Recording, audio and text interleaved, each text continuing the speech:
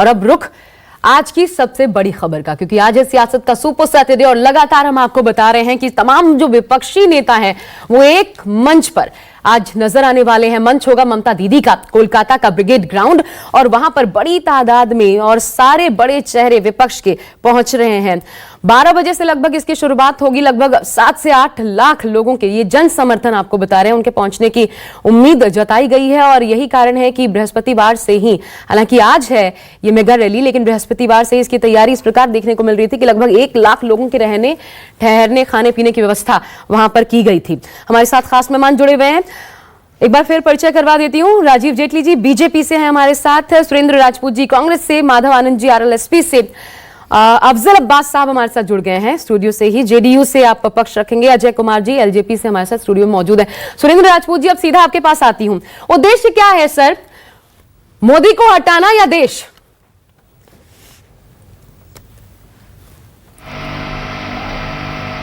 अरे जब फोन मिलाएंगे टेस्ट करोगे, आप मिलेंगे, फोन ही नहीं मिलाएंगे। सुरेंद्र राजपूत जी, आवाज मिल रही है आपको मेरी?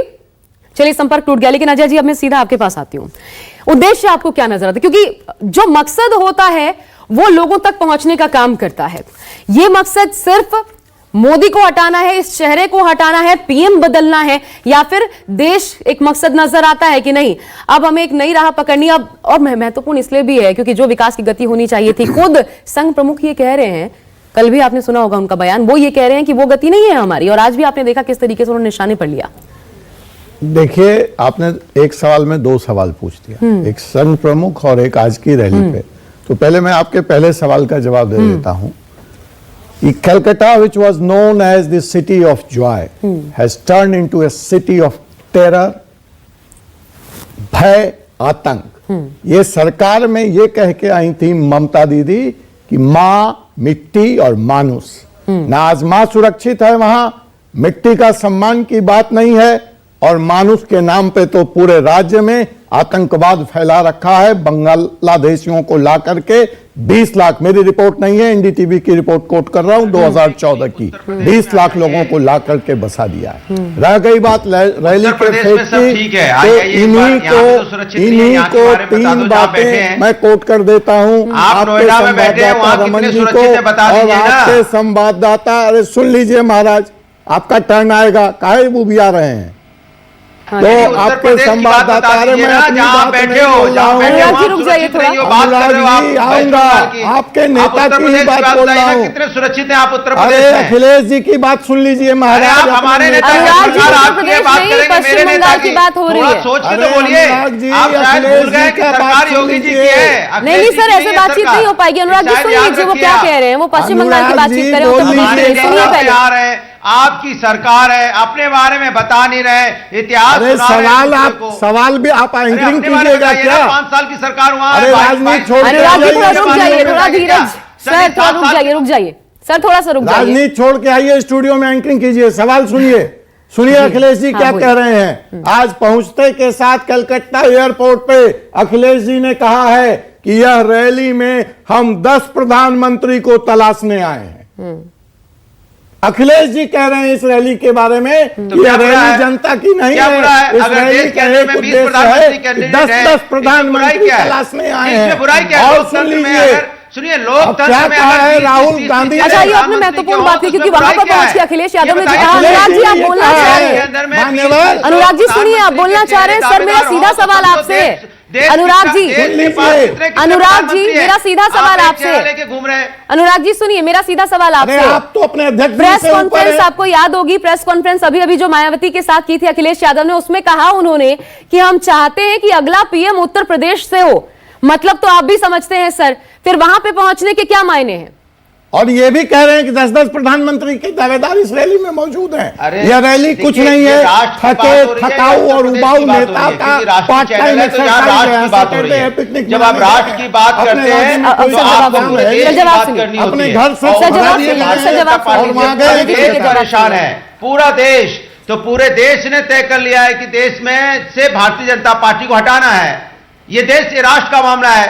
जब राष्ट्र के ऊपर कोई आफत आती है तो पूरे देश के लोग, पूरी देश की जनता, पूरे देश के नेता एक साथ खड़े होते हैं। नहीं सर, मैं ये तो जानना चाह रही हूँ देश के ऊपर जिसने 5 सालों में देश को बर्बाद कर दिया है। आप बताइए कौन सा ऐसा सेक्टर है जो 5 सालों में जिसकी उन्नति की हो, सिवाय झूठो जुमले सेक्टर एक ऐसा है झूठो जुमला जिसमें देश ने उन्नति की है। और कोई सेक्टर बताइए, समझ नहीं आता है वो क्या कह रहे हैं, समझ ही नहीं आ रहा। सुन लिए, चाहे मैन्युफैक्चरिंग हो, चाहे इंपोर्ट एक्सपोर्ट हो, मैन्युफैक्चरिंग और इंपोर्ट एक्सपोर्ट की चिंता आप बताइए ना, अर्थव्यवस्था की हालत क्या देश की? पहले मोदी जी को हटाने की चिंता करके बोलिए, महिलाओं पे अत्याचार का रेट क्या आज की डेट में, दर क्या बताइए ना। आप बोल तो रहे किसानों की, कितने किसानों ने आत्महत्या की बताइए। आप तो दुगने की आप अनुराग जी, सवाल तो ये है ना कि आप ये बोल तो रहे हैं, लेकिन जब एक साथ इकट्ठा हो रहे हैं तो आप ये कह रहे हैं कि मोदी को हटाना है। बात यहाँ आज के रैली पे हो रही है और आप बात करना चाह रहे हैं। मैं सीधा आपके पास आती हूँ, जरा आप ही बता दीजिए, पार्टी जैसी लीड आप कर रहे हैं, ममता बनर्जी कर रही है, मायावती करेंगी, ये जुटता कैसे नजर आएगी इस स्थिति में? नाम पे राजनीति की है, विकास की राजनीति। देवगौड़ा जी भी सर सुन लीजिए, मेरे पास और भी मेहमान है, उनके पास भी जाना है, प्लीज सुन लीजिए, क्या करके बोलिए। मुझसे पूछ रहे हैं? जी सुरन जी, मैं आपसे पूछ रही हूँ, ये जुटता नजर कैसे आएगी? आप सभी की प्राथमिकताएं देख रहे हैं, सिर्फ चेहरा एक साथ नजर, फोटो ऑप एक सेशन हो जाएगा तो क्या उससे एकजुटता नजर आ जाती है? यहां पर 3-4 चीजें बड़ी महत्वपूर्ण है आशा जी। नंबर 1 बात यह है कि जनता किसके पक्ष में है, जनता एकजुट है या नहीं है। हाँ। दूसरी बात, अभी राजीव जेटली जी ने कही कि ये सब लोग ऐसे हैं वो वैसे हैं, प्रधानमंत्री मोदी को हटाना चाहते हैं। तो भाई प्रधानमंत्री मोदी है तभी तो हटाना चाहते, कोई और प्रधानमंत्री होता तो उसको हटाने की बात करते। प्रधानमंत्री मोदी को तो हम बनाने की बात करेंगे नहीं, आप लोग करो, अपनी रैली करो, उससे बड़ी रैली करो, कौन रोक रहा है। तीसरी बात, हर दल का नेता, ये तो बताइए, आप ही की बात ले लेते हैं, बताइए कौन बनने का हक है। एक मिनट, अब अरे बदतमीजी करके चुप मत भाई। देखिए आप थोड़ा सा, मैंने किसी के बारे में नहीं बोला, आप ही की बात बढ़ा रहा हूं मैं। अरे आप ही की बात पूरी कर दी मैंने, बताइए कौन? राजीव जी, सुरेंद्र जी को बोलने दीजिए, हम सुन लेते हैं, एक एक करके सुनेंगे तो बेहतर होगा, सबकी बात समझ आएगी, इस डिबेट का मकसद पूरा होगा। बोलिए। बनाना है राजीव, तो मैं आपके बीच में बोलूंगा, फिर ना आपको समझ में आएगी ना। नहीं, कोई किसी के बीच में नहीं बोलेगा। सुरेंद्र जी आप बोलिए। पौन घंटे से बोला ही नहीं। ठीक है। नहीं, आपकी सरपंची थोड़ी सी कमजोर है आशा, सभी लोग एक दूसरे के बीच में बोल रहे हैं, मुझे क्षमा के साथ कहना पड़ता। और आप लोग इसलिए, और आप लोग कमजोर हैं इसलिए आपको 77 से लेकर के अभी तक सबका साथ लेना पड़ रहा है। सर ये भी समझिए ना जी, जब आपके अगेंस्ट सारा विपक्ष एकजुट था, ज्योति बसु ने 77 में जब वो किया था, आज आप उस स्थिति में पहुंच गए हैं 77 के बाद कि आपको ऐसे क्षेत्रीय दलों का समर्थन लेना पड़ रहा है। आप ये भी तो समझिए। बिल्कुल सही, मैं सहमत हूं। हाँ, मैं आपसे सहमत हूं आशा। हाँ, तो व्यंग कसने से पहले सोचिए जरा, ठीक है? निश्चित तौर पर आप ये बात करेंगे, लेकिन मैं आपके इस आरोप, जी नहीं, हम व्यंग दोबारा भी कसेंगे और हम स्वीकार भी आपके चलिए, तो फिर सुनने के लिए भी तैयार रहिएगा। वाली बात ठीक है। जनता हमारी जनार्दन है, जनता हमें, हाँ जनता हमें जनता जहां रखेगी हम वहां रहेंगे, उसमें कोई दिक्कत वाली बात नहीं। इसी जनता ने जो आपकी पार्टी है भारतीय जनता पार्टी, उसको 1984 में मेरी पार्टी दो सीटों पर रखा था, तो आप उस चीज को भूल जाइए। आप पहली चीज, जब पहली चीज आप ध्यान से सुनिए, 2 मिनट बोलिए। तो सबसे बड़ी बात है कि जनता रखती है, ना आप रखती है, ना हम रखते हैं, ना टीवी स्टूडियो में रखा जाता है, और ना ही भारतीय जनता पार्टी और कांग्रेस के दफ्तर में रखा जाता ठीक है, बोलिए ना। जनता जिसको जहां कैसे प्रूफ होता है कि जनता आपके साथ है? 15 भी रखा, तो और फिर जनता ने सर प्रूफ कैसे होता है कि इस एक साथ आकर फोटो खिंचवा लेने से सबकी प्राथमिकताएं अलग हैं, तो फिर कैसे साबित हो रहा है कि जनता आपके साथ है? कैसे साबित हो रहा है? मैं बिल्कुल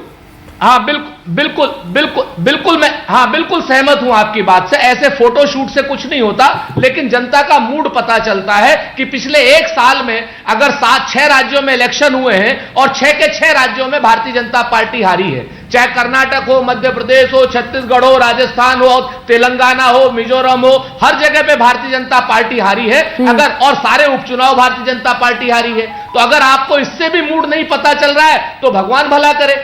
सच्चाई यह है कि आज भारतीय जनता पार्टी की उल्टी गिनती शुरू हो चुकी है। जनता के बीच में जनता ने चुनाव से मैंडेट दे दिया है। ठीक है सर, आगे आने वाले समय में जनता और चुनाव में भी मैंडेट देगी, और इन जगहों पे प्रमुख रूप से कांग्रेस को उन्होंने अपना अल्टरनेटिव माना है। तो हम इतना जरूर जानते हैं कि 2019 के चुनाव में भारतीय जनता पार्टी को हटाने के लिए जनता के नेतृत्व में हम हर वो संभव काम करेंगे जिससे इनकी विनाशकारी नीतियों को हटाया जाए, विनाशकारी प्रधानमंत्री। तो ये जनता का आप क्यों नहीं समझ पा रहे हैं? जब सब अलग हो रहे हैं तो आपने उनको ज्वाइन कर लिया। अगर सुरेंद्र जी जो कह रहे हैं जनता का मूड यही है, तो फिर आपको क्या दिखा कि आपने इस दौर में बीजेपी का दामन हर थामा पार्टी को अपने अपने तरीके से अपना अपना आकलन करने की आजादी है, वो अपना असेसमेंट कर रहे हैं। लेकिन सच मानिए ये जो आप रैली हो रही आ है, रही हूँ जेटली साहब। जो रैली है आज वेस्ट बंगाल में, मैं समझता हूँ कि सिर्फ एक दिखाने के लिए कि है कि हम सब यूनाइट है।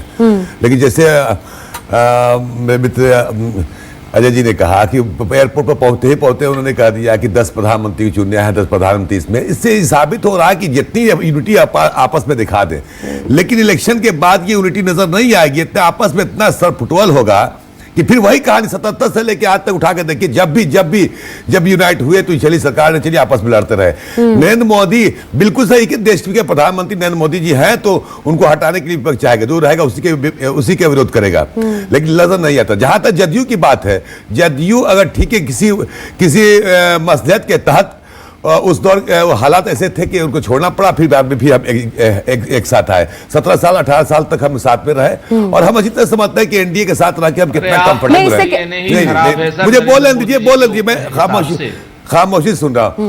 अपना सवाल ये कि 2019 में सरकार बनाने की बात हो रही। कल भी मैंने कहा था, आज भी मैं कह रहा हूँ, ईमानदारी से बिहार का डीएनए खराब है, उसके बारे में बोलिए ना। इतनी तो हमें लगता है हिम्मत दिखाइए, इतनी तो कम से कम खून आपका खोलना चाहिए कि जो आपको डीएनए पे गाली दे रहा हो, आज उसको सपोर्ट कर रहे हो। हम तो नहीं करेंगे। हिंदुस्तानी इतना कमजोर नहीं है कि मेरे डीएनए को कोई गाली देगा और हम उसके साथ रोटी खाने लगेंगे, उसके साथ थाली शेयर करने लगेंगे। ये आपका हो सकता है, जेडीयू का हो सकता है, और हिंदुस्तानी का तो नहीं हो सकता। सत्ता में रहने के लिए बिहार को अंधकार में धकेलने का प्रयास कर दिया। 15 साल से बिहार को चौपट कर दिया, शिक्षा व्यवस्था चौपट हो गई। नीति आयोग का रिपोर्ट करता है